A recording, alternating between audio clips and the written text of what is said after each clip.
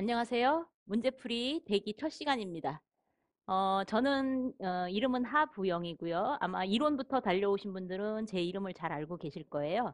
그래서 혹시라도 문제풀이를 처음 들으시고 저희 신동성 환경기술학원에서 처음 수강하신 분들은 저에 대해서 이제 잘 모르실 경우가 있을 것 같아서 약간 소개를 해드리면, 저는 여기 이제 환경공학에서 수지를 제외한 나머지 과목을 강의를 하고 있습니다. 그래서 대기, 폐기물, 소음진동, 그 다음에 토양, 그리고 기타까지.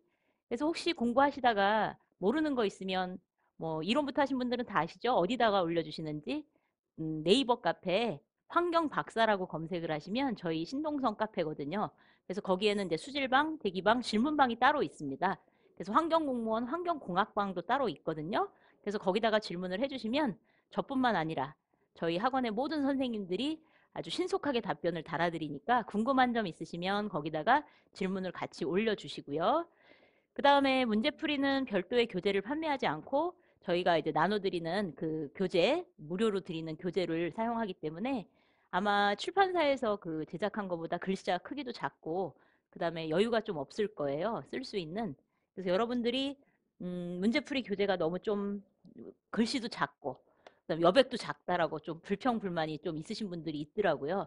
저희가 최소한으로 줄여야 저희도 인쇄비가 적게 나가고 무료로 드리는 거기 때문에, 그래서 여러분들은 그 정리 노트 같은 거를 옆에다가 항상 같이 꺼내 놓으시고, 그래서 적을 공간이 적기 때문에 뭐 정리 노트에다가 여러분들만의 하나의 진짜로 그 서브 노트식으로 해서 시험 보기 전에도 보고 가시는, 쉬는 시간에도 볼 수 있는, 그래서 그런 노트를 하나 만들어 주시는 게 좋습니다.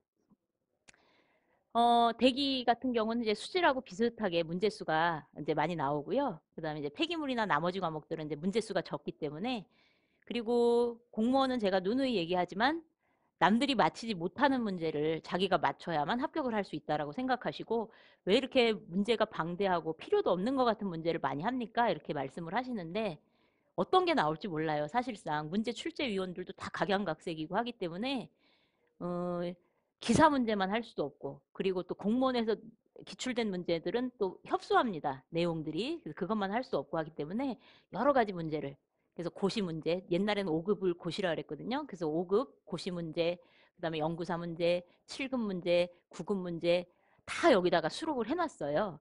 그래서 너무 어렵다, 나는 9급밖에 안 하는데 왜 이렇게 어려운 문제를 풀어주냐, 이렇게 말씀하시지 말고, 나중에 또 승진 시험 볼 때 우리 전공 과목이 있거든요. 그래서 그때까지도 이 기출문제 우리 문제집 필요하니까, 그래서 조금 자세하게 설명하고 조금 내용이 어렵더라도 이제 감안을 하시고, 남들이 만약에 그 문제가 나왔을 때 못 맞추면 내가 맞춰야 된다, 이런 식으로 마음가짐으로 해서 준비를 하시면 좋겠습니다. 그러면 이제 대기 첫 시간인데, 우리 교재 문제에서 강의는 한 50분 정도로 저희가 자를 거예요, 시간을. 그래서 첫 시간은 아마 15번 문제 정도까지 할 것 같습니다. 그래서 이제 50분 조금 더 지날 수도 있으니까, 그래서 10분, 50분 하고 공부하시고 10분 정도 쉬시고, 그런 식으로 학교 공부하는 것처럼 그렇게 잘 따라와 주시길 바라고요.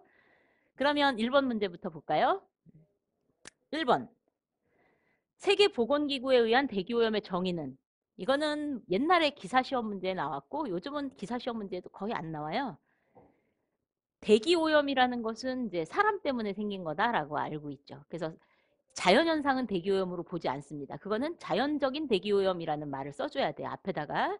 그래서 대기오염은 인위적인 것입니다. 인간에 의해서 발생한 공장의 매연, 자동차 배기가스 이런 것들.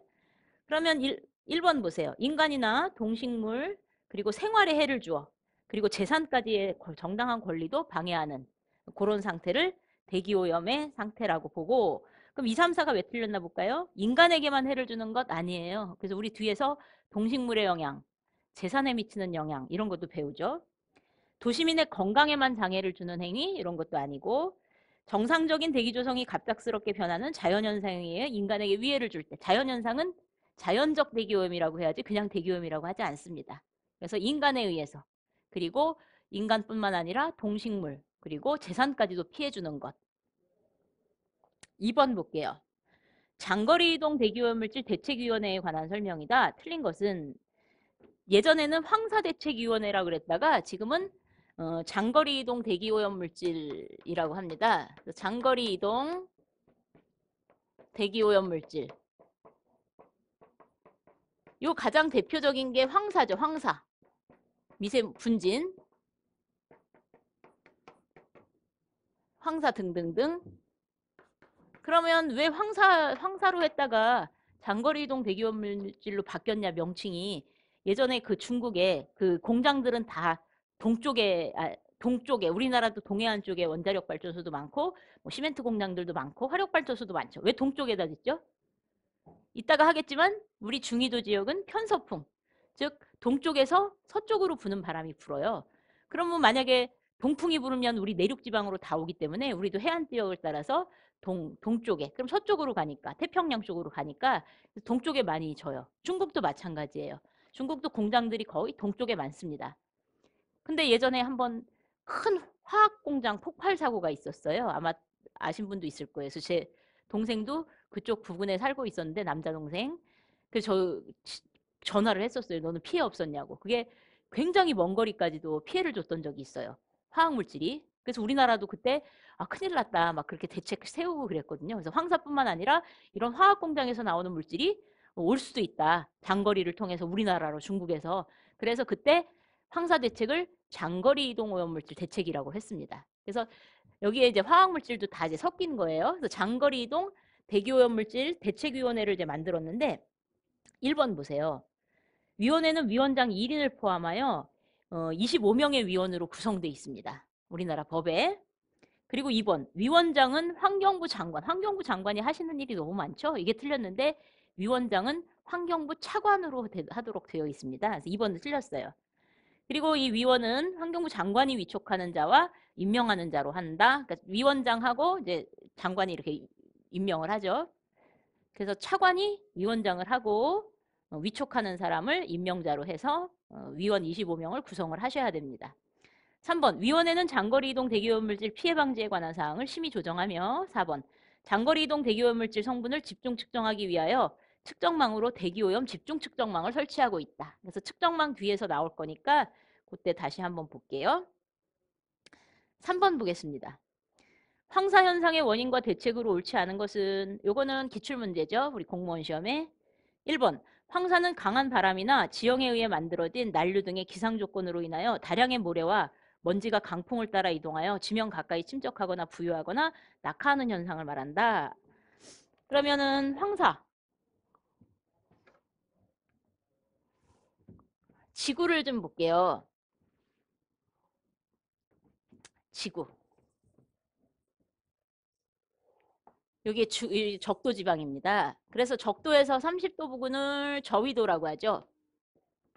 그 다음에 30도에서 60도 부근을 중위도, 그리고 90도를 극지방이라고 해서, 우리는 이제 인구가 많이 사는 곳이 북반구고 우리나라가 있는 곳도 북반구니까 북반구를 보겠습니다. 바람은 이제 지구의 큰 대류순환, 대기순환을 보면 고등학교 때 또는 중학교 때 배웠을 텐데 이렇게 배웠을 거예요. 이렇게 배우셨나요? 저위도에서는 바람이 이렇게 불어요. 중위도에서는 이렇게. 고위도에서는 다시 이렇게. 기류가 순환을 하는데, 이때 바람은 출발지 이름을 땁니다. 여기가 동쪽이고 여기가 서쪽인데, 그래서 이쪽으로 출발해서 서쪽 지역으로 갔죠. 근데 조금 치우쳐 있죠. 그래서 이거를 편동풍이라고 합니다. 바람은 출발지 이름 따요.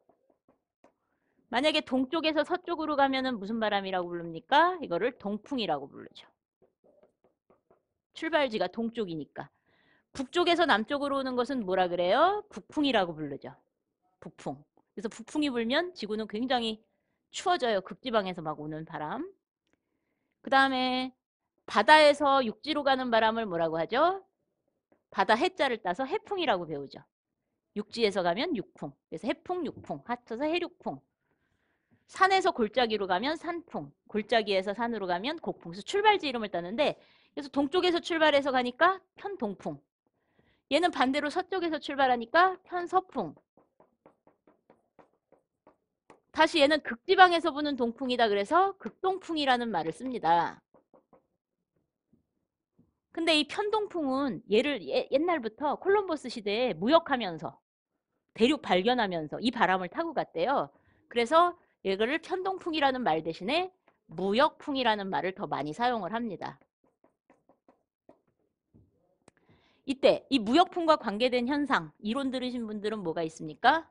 즉 적도지방에서 엘니뇨, 라니냐, 이게 무역풍과 관계가 있어요.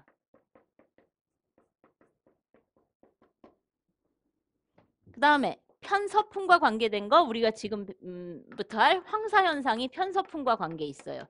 그래서 서쪽에 중국에 뭐 사막들 그리고 고비 사막, 몽골 사막 이런 데서 불어오는 바람이 우리나라처럼 동쪽에 극동아시아 지역에 피해를 주는 것을 황사현상이라고 하는데 이 황사현상 특히 이 편서풍은 봄철에 아주 강하다고 알려져 있죠. 그래서 이 봄철에 그리고 겨울에 얼었던 땅이 녹으니까 그 사막에 있는 모래들이 이 봄철에 강하게 부는 편서풍을 타고 다 우리나라로 떨어지게 된 거죠. 그래서 이 편서풍 같은 경우 황사와 관계 있다는 거. 그래서 황사는 강한 바람이나 지형에 의해 만들어진 난류 등의 기상 조건으로 인하여 다량의 모래와 먼지가 강풍을 따라 이 편서풍을 따라서 이동하면서 가까이 침적하면서 부유하거나 낙하하는 현상을 말한다. 이건 맞습니다. 2번. 우리나라에 영향을 미치는 황사 발원지는 중국 그리고 내몽골고원 고비사막 조금 아까 얘기했죠. 3번.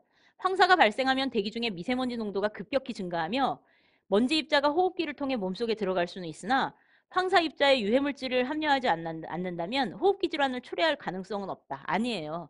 황사를 그렇게 이제 차단하고자 하고 노력하고 국제 협약하고 하는 이유가 바로 이 사람들한테 피해를 많이 주기 때문에 특히 호흡기 질환을 많이 주기 때문에 이 황사는 PM10이 기준입니다. PM10이 뭡니까?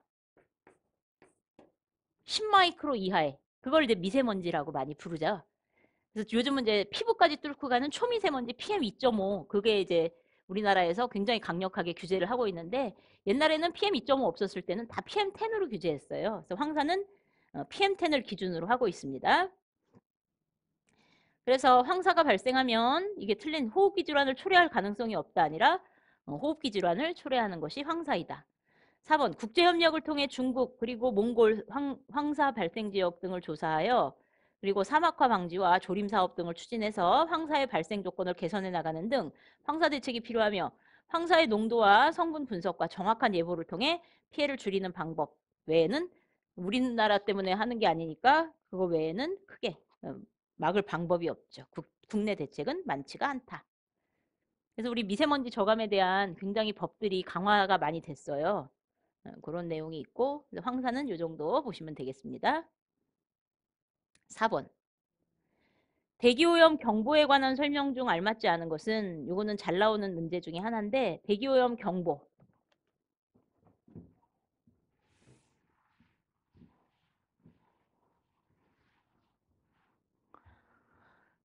대기오염 경보 대상 오염 물질은 세 가지가 있습니다. 어떤 분이 번호 좀 써달라 그래서 번호가 이게 4번부터 할 겁니다. 대기오염 경보는 PM10, PM2.5 그리고 오존 얘를 미세먼지라고 하고 PM2.5 요거는 초미세먼지라고 하고 그리고 오존 요 세 가지가 있는데 이거는 이제 환경부 시험 2015년 시험에 언제부터 이거가 만들어졌습니까? 그래서 2015년 1월 1일부터 만들어졌다가 2015년도 환경부 시험에 나왔어요. 지금 나오겠어요? 안 나오겠어요? 지금 안 나오겠죠? 근데 오존은 그 전부터 굉장히 오래전부터 경보를 실시하고 있는 그래서 대기오염 경보 물질은 이렇게 세 가지가 있고 경보에는 주의보가 있고 태풍하고 똑같아요. 그 다음에 태풍 경보 아주 센 태풍이 오면 태풍 경보 근데 여기까지 이제 태풍하고 똑같은데 중대경보라는 게 있습니다. 그래서 PM10과 PM2.5는 주의보 경보가 있어요. 오존만 중대경보가 하나 더 있는 거죠. PM10은 주의보 경보, PM2.5도 주의보 경보, 오존만 주의보 경보, 중대경보까지 있어요. 그러면 PM10, PM2.5 주의보 경보에 대한 수치는 이제 12번 문제에서 외우기로 하고, 그럼 여기서는 이제 오존 경보를 하겠습니다. 오존 경보. 오존의 배경 농도부터 외워볼까요? 그래서 문제는 앞에 이론을 조금 한 다음에 이론을 배워서 나는 이론 필요 없습니다. 그냥 문제 풀고 그럼 문제 풀면 그냥 해설지만 보고 풀 수도 있어요. 근데 이제 내용들을 쫙 알고 풀어야 조금 더 오래 남고 그 외에 문제 외에 또 해드리는 부분이 있을 수가 있기 때문에 아마 더 도움이 되실 거예요. 그래서 예전에 이론 들으셨던 분 나 다 한다 그러면 뭐 안 적으셔도 되고 나는 한 번 더 정리하겠다 그러면 제가 써드리는 요거를 서브노트에다가 같이 정리를 해두시면 되겠습니다. 오존의 배경 농도. 배경 농도가 뭡니까? 깨끗한 공기 중의 농도. 그래서 이 오존 같은 경우에는 사람이 없었을 옛날 공룡 시대에도 있었어요. 그래서 깨끗한 공기 중에 0.01에서 0.04 ppm, 0.02 정도라고 나온 책들도 많습니다. 뭐 비슷하니까 요만큼이 깨끗한 공기 중에 오존 농도예요. 그럼 이거보다 10배 증가했을 때 그때 이제 환경 기준이라고 해서 사람들한테 알려주죠.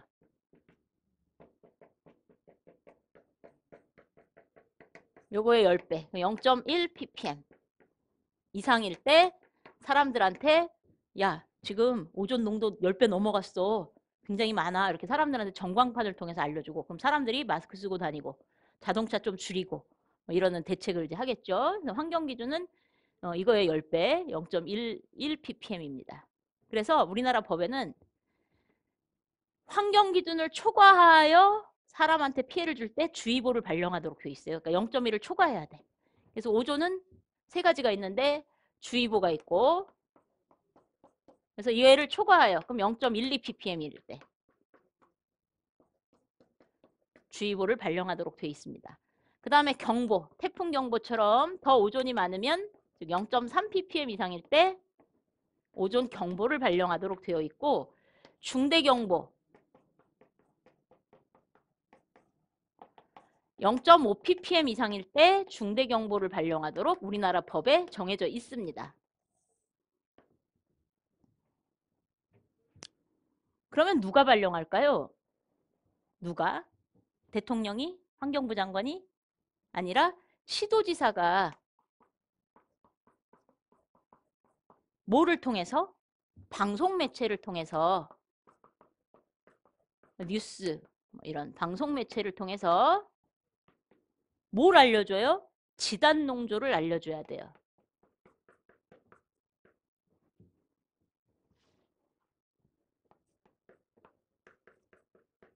단, 농, 조를 알릴 것.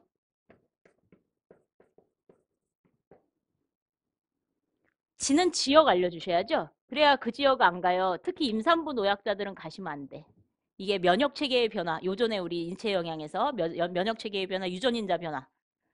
그러니까 이 면역력 약한 노약자라든지 어린이들은 이 오존주의보 발령 지역에 가면 안 됩니다. 임산부들, 면역력 약한 임산부들이나 유전인자를 변화시키니까 혹시 기형아 날 수도 있기 때문에 그래서 지역 알려주고 그 지역 못 가도록. 그 다음에 단계 알려주셔야 돼. 이게 경보인지 주의보인지 알려줘야죠. 그 다음에 농도 알려주셔야 돼. 농도. 그리고 조치사항. 임산부 노약자는 가지 마시고 자동차 때문에 생기는 거거든요. 그래서 자동차 사용을 좀 자제를 해 주십시오. 그래서 여기다가는 조치사항을 쓰셔야 됩니다.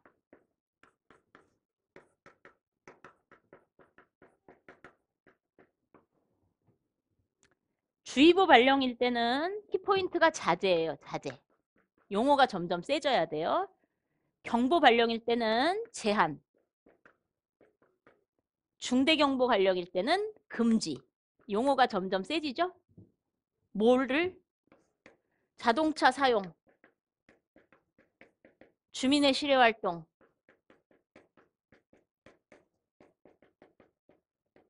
그래서 주민의 실외활동 자제 요청, 자동차 사용 자제 요청, 자동차 사용 제한, 주민의 실외활동 제한. 얘는 자동차 사용 금지, 주민의 실외활동 금지, 통행 금지. 이렇게 용어가 점점 세지죠. 여기에다가 하나를 더 추가하는데 요 경보하고 중대 경보는 얘는 감축 권고의 동그라미, 얘는 단축 명령의 동그라미. 권고는 야 좀 해줘 이렇게 부탁하는 거예요. 안 해줘도 상관없어요. 명령은 안 해주면 벌금 내거나 뭐 이렇게 조치를 하겠죠. 그래서 권고는 연료 사용량 감축 권고. 얘는 조업시간 단축 명령. 이렇게 됩니다. 그래서 예전에 저희 우리나라에서 2002년도 월드컵 할 때 그때 그 휘발유, 자동차 휘발유에서 나오는 VOC가 오존을 만드는 거거든요. 햇빛하고 광화학반을 일으켜서. 그래서 휘발유 사용하는 게 뭐예요? 자동차. 그러니까 그때 자동차 2부제 했어요. 요즘도 농도가 높고 그러면 5부제하고 막 그러잖아요. 그것처럼 2부제였고 그다음에 세탁소를 줄였어요. 시간을. 왜? 세탁소에서 드라이 클리닝 할 때 휘발유 쓰죠. 그래서 저희 아빠 세탁소 했는데 그때 막 장사 못하게 한다고 막 뭐라고 하시고 막 그랬던. 그래서 이런 이제 조치 사항들이 있습니다. 그래서 이 조치 사항을 시도지사가 꼭 알려주셔야 돼. 방송 매체를 통해서 노약자들은 그들 가지 마십시오 이런 식으로. 그러면 이 농도들은 어떤 농도입니까? 1시간 평균 농도예요. 1시간 동그라미. 즉 환경 기준도 1시간입니다. 1시간. 환경 기준에는 1시간 기준, 8시간 기준, 24시간 기준, 연간 기준 네 가지가 있는데 그중에 1시간 기준이라고요. 0.1 ppm이. 그래서 이상 아니고 요 이하죠. 환경 기준 이하가 좋다고. 0.1 ppm. 그래서 1시간 평균 농도가 최대 농도 그러면 안 돼요. 1시간 평균 농도가 측정소 한 개소라도 초과하면 발령할 것.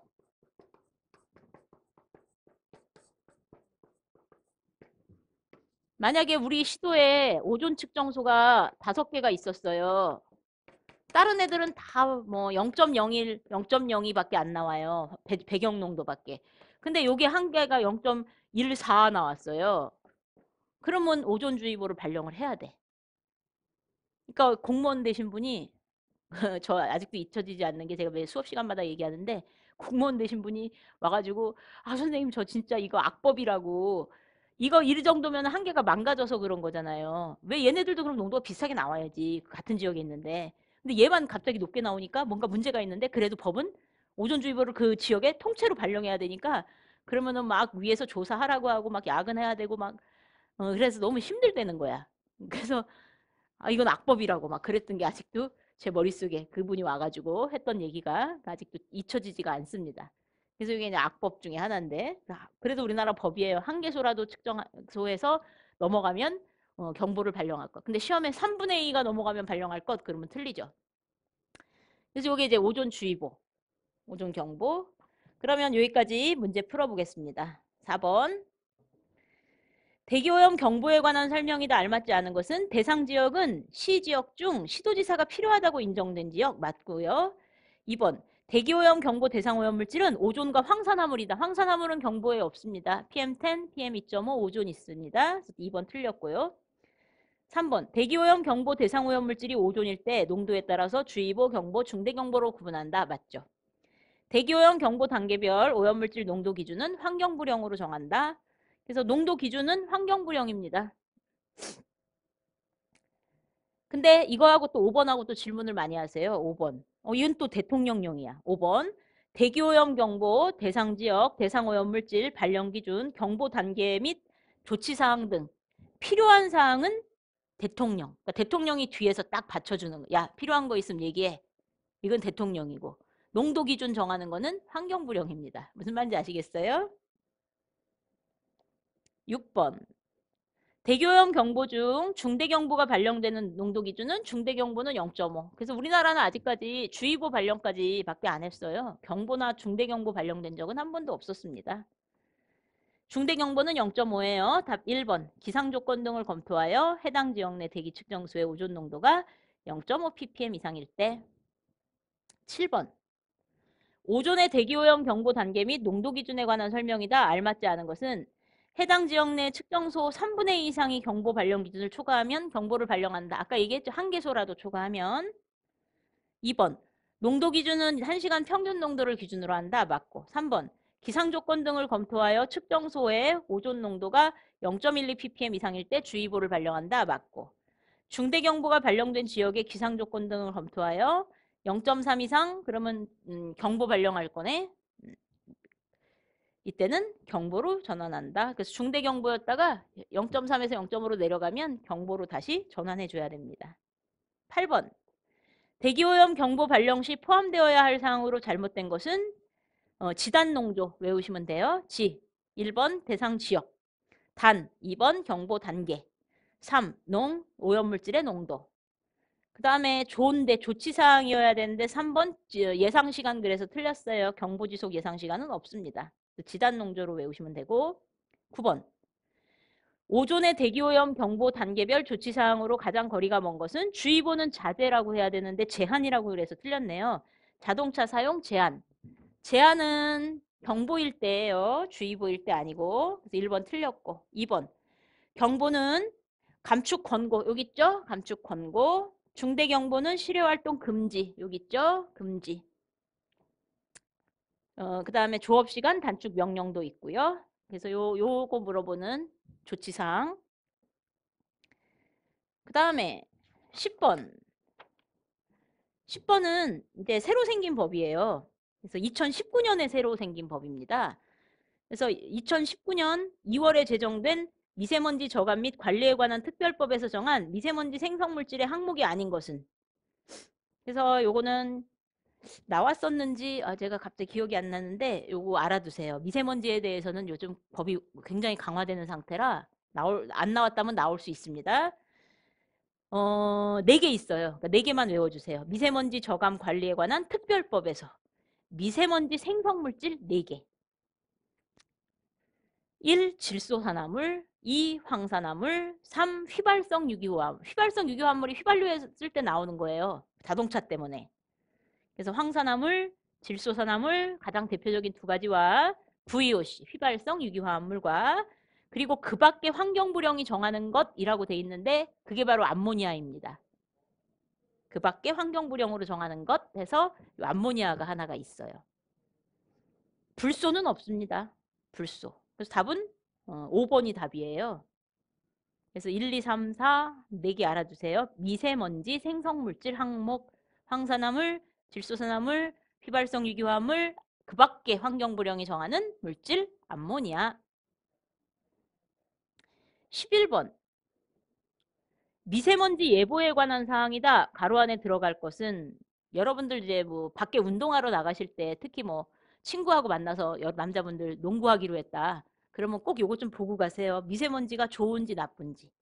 미세먼지가 나쁜 날 만약에 나가서 하게 되면 굉장히 안 좋은 영향이 있을 수 있습니다. 몸에. 그래서 마스크 꼭 외출할 때도 쓰고 나가고 해야 돼요. 그래서 미세먼지 PM10과 PM2.5가 4가지 단계로 구성되어 있는데 예보라는 것은 일기예보처럼 알려주는 거예요. 내일은 미세먼지가 아주 좋을 겁니다. 내일은 중국에서 미세먼지가 들어와서 매우 나쁨 단계가 될 것입니다. 이렇게 일기예보에서 알려주는 건데요. 좋음, 보통, 나쁨, 매우 나쁨 이렇게 4가지로 되어 있습니다. 그래서 우리나라 예보에 있는 대표적인 3가지가 PM10, PM2.5 몇 번이죠? 번호 써달라 가지고 이제 노이로제 걸리겠네. 11번. 그 다음에 요거 외에 오존이 있습니다. 똑같네. 경보주의보 하는 것처럼. 그래서 0, 30, 80, 150 이렇게 외우시고 여기는 0, 15, 35, 75 이렇게 외우시고 그 다음에 0 아주 뭐 숫자까지 거기처럼 뭐 숫자까지 뭐 이렇게 외우시지 말고 이런 식으로 외우시는 게 더 편하실 수 있어요. 0.15 이렇게. 그럼 얘는 배경 농도죠? 거의? 그래서 좋은 거야. 그래서 여기는 좋음. 여기는 보통. 여기는 나쁨. 여기는 매우 나쁨.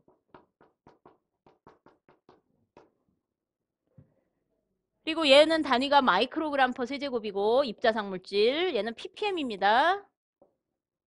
단위가.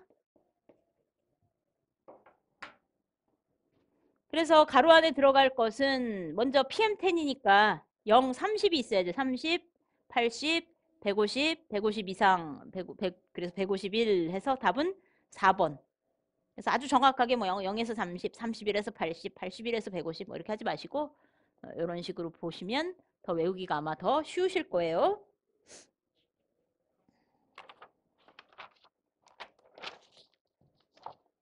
그 다음에 12번. 이번에는 경보 단계별 농도 기준.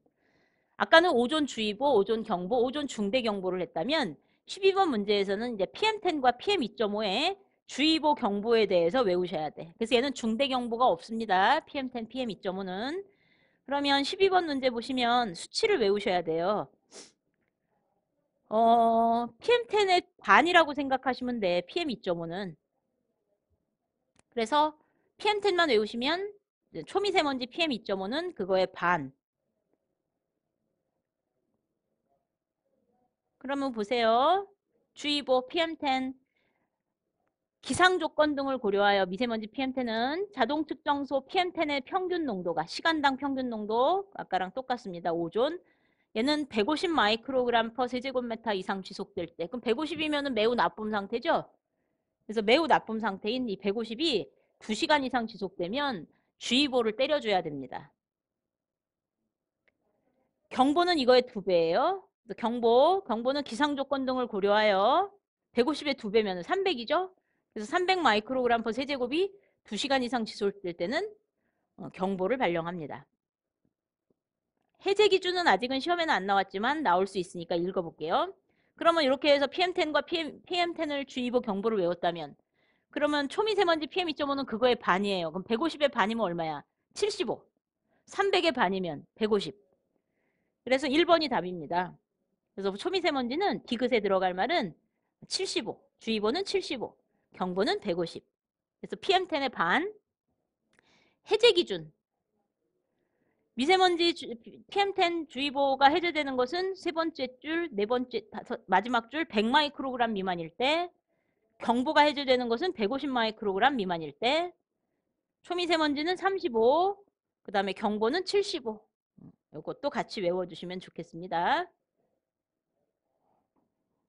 그래서 여기까지는 이제 우리나라 법, 그리고 규칙, 뭐 이런 거에 대한 내용이고, 13번 보세요. 여기서부터는 공기에 대한 내용입니다. 공기 1세대곱의 무게는 14번. 다음 중 밀도가 가장 큰 것은 15번. 다음 중 비중이 가장 큰 것은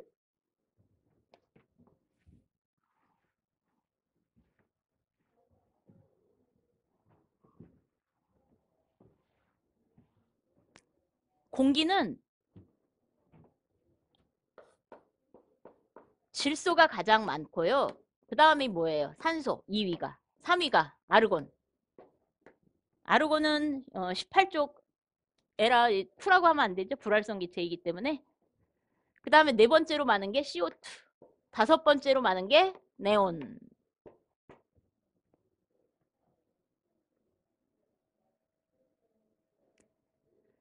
그 다음으로 많은 것이 여섯 번째, 뭐 다섯 번째 정도까지만이라도 좀 외우시는데, 만약에 나는 6개도 외우고 싶다. 그럼 여섯 번째가 누군지 아세요?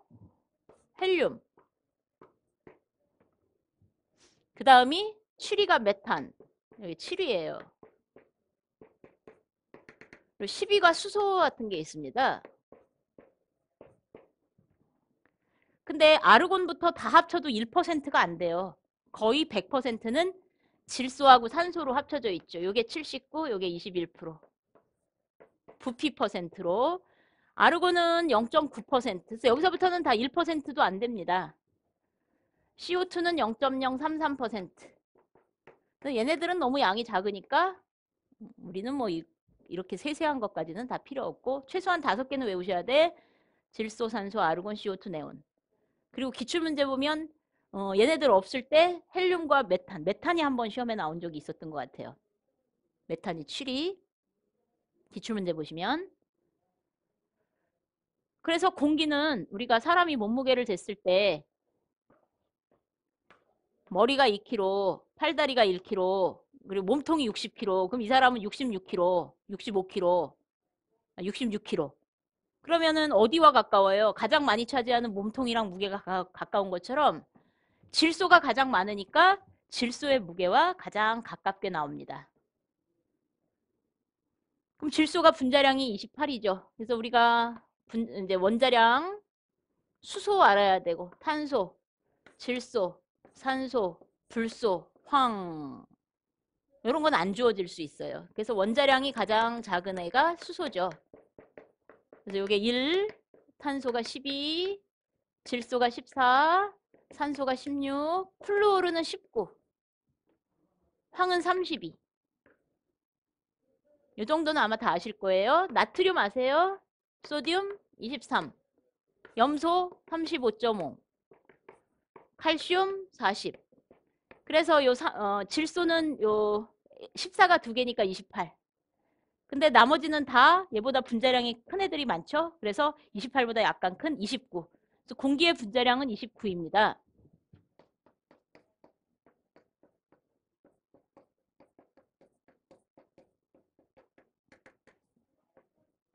약. 요 29는 나중에 산술 평균이라는 걸 배울 때 어떻게 나오는지 할 거예요.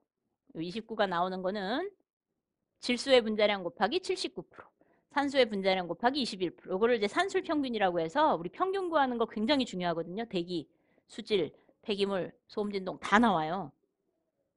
그래서 이 분자량 구할 때 그때 평균 구할 때 다시 한번 해보고 그 다음에는 이제 1세제곱의 무게를 물어봤는데 그거를 밀도라고 하죠. 1세제곱의 무게. 그게 밀도예요. 밀도의 정의예요. 부피당 질량, 즉 1세제곱당 무게. 그래서 이제 밀도를 할 텐데요. 지금부터는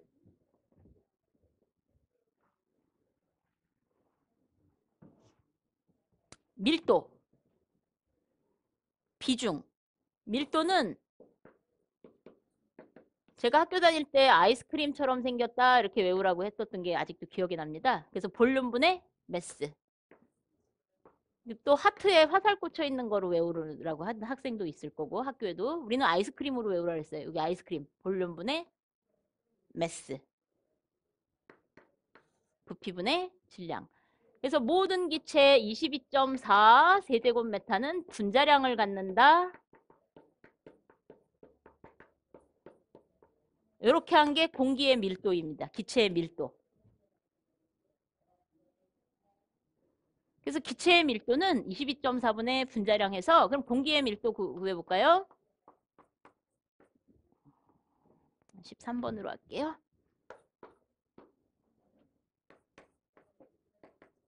그러면 22.4 세제곱미터 분의 단 0도씨를 기압일 때 온도가 바뀌면은 밀도도 바뀝니다. 분자량이 아까 29라 그랬으니까 29kg 해서 1.3kg per 세제곱미터라고 하셔야 돼요. 그래서 1세제곱의 무게는 1.3kg이다. 근데 이게 시험에 나왔었는데요. 공기 1세제곱의 무게는 그랬더니 분자량 찾는 분들이 있었어요. 29kg 이렇게. 아니죠. 29kg은 22.4세제곱의 무게입니다. 1세제곱의 무게는 1.3kg이에요. 그러면 비교. 물의 밀도는 얼마죠?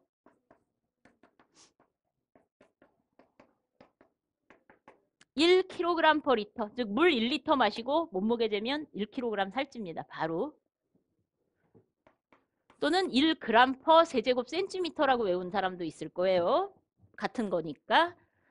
그 다음에 1000kg per 세제곱미터라고 외우는 사람도 있겠죠. 단위만 다르게 한 것뿐이죠. 그래서 같은 단위로 비교하면 공기의 밀도는 1.3이고 물의 밀도는 1000이에요. kg per 세제곱미터. 비중.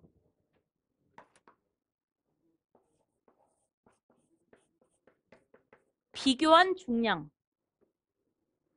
비중은 기준 물질의 밀도 분의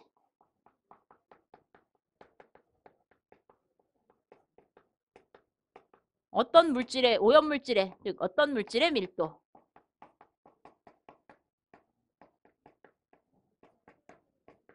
이렇게 한 게 원래는 비중입니다.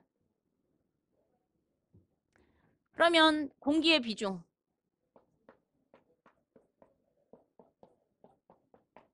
이때 공기는 기준 물질이 액체의 비중, 기체의 비중, 기체의 비중. 그 기준 물질이 공기예요. 그래서 여기는 기준 물질이 공기. 공기 밀도 분의 기체의 밀도. 그러면 지금 방금 공기의 밀도 어떻게 구했냐면 22.4 세제곱미터 분의 아이스크림처럼 볼륨 분의 매스 29kg 이렇게 구했고, 기체의 밀도도 그러면 22.4 세제곱미터 분의 그 기체의 분자량 이렇게 구할 수가 있겠죠. 그러면 22.4가 약분되니까 결국은 29분의 분자량 이렇게 구할 수가 있어요. 이 얘기는 예를 들어서 SO2의 비중은 그러면 만약에 이렇게 나왔다 시험에. 그럼 SO2의 비중은 폼알데하이드의 비중은 뭐 이렇게 나왔다. 그러면 얘 분자량을 먼저 구해야 돼. SO2가 64거든. 비교한 중량, 즉 공기보다 몇 배 무겁냐 그거예요. 공기가 29인데 얘는 64니까 얘 비중은 그럼 29분의 64, 2.2배 무겁다 이렇게 나오겠죠? 2.2 답이 이렇게 나올 거예요. 그래서 기체의 비중은 공기보다 몇 배 무겁냐 이렇게 외우시면 되고, 액체의 비중. 그러면 액체는 기준 물질이 물입니다. 그래서 물의 밀도 분해. 그 액체의 밀도. 물의 밀도는 1이라 그랬으니까 1kg/리터. 그러면 액체의 밀도도 kg/리터. 그러면 답이 나누기 1은 하나만 하니까 액체는 비중이 밀도와 같으네요. 그래서 액체는 비중과 밀도가 같아요.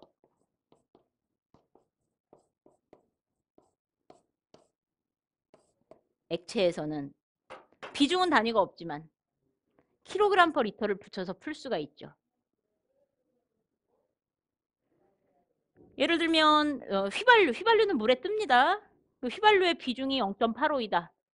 그럼 휘발유의 밀도가 0.85라는 말과 같습니다. kg/리터를 붙여도 돼, 뒤에다가. 슬러지의 비중이 1이다. 그럼 1분의 1, 즉 슬러지의 밀도가 1과 같은 거죠. 그래서 비중이 1이다 그러면 1kg이 1리터와 같다. 그래서 액체에서는 비중과 밀도가 같다는 거. 기체는 비중하고 밀도하고 틀려요. 예를 들면 SO2의 밀도 구하시오. 그럼 어떻게 구해? 22.4 세제곱미터 분의 64kg 이렇게 구해야 되고, 비중을 구하시오. 그러면 SO2의 비중을 구하시오. 그러면 29분의 분자량 64. 그러니까 얘는 기체에서는 밀도하고 비중하고 틀려요. 액체에서만 밀도하고 비중이 같습니다.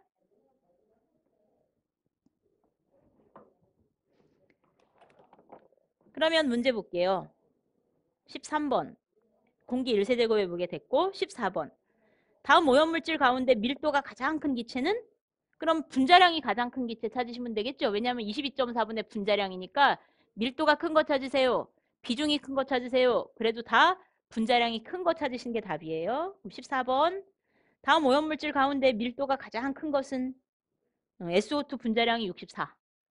NO2 분자량 얼마입니까? N이 14. O2가 32. 합치면 얘는 46 되겠죠. CO, 일산화탄소라고 하죠. CO는 28. C가 12. O가 16. CH4, 메탄이라고 하죠. 메탄. C가 12. 수소가 4개니까 4. 16이죠. 16. 그러면 가장 분자량이 큰 게 64인 1번이 답이겠네요. 가끔 밀도가 가장 작은 거 찾으세요. 이렇게도 나오니까 그때는 분자량이 가장 작은 거 찾으셔야 됩니다. 15번. 다음 기체 중 비중이 가장 큰 것은? 그러면 역시 분자량이 가장 큰 거. SO2 64, NO2 46, NH3 어떻게 읽어요?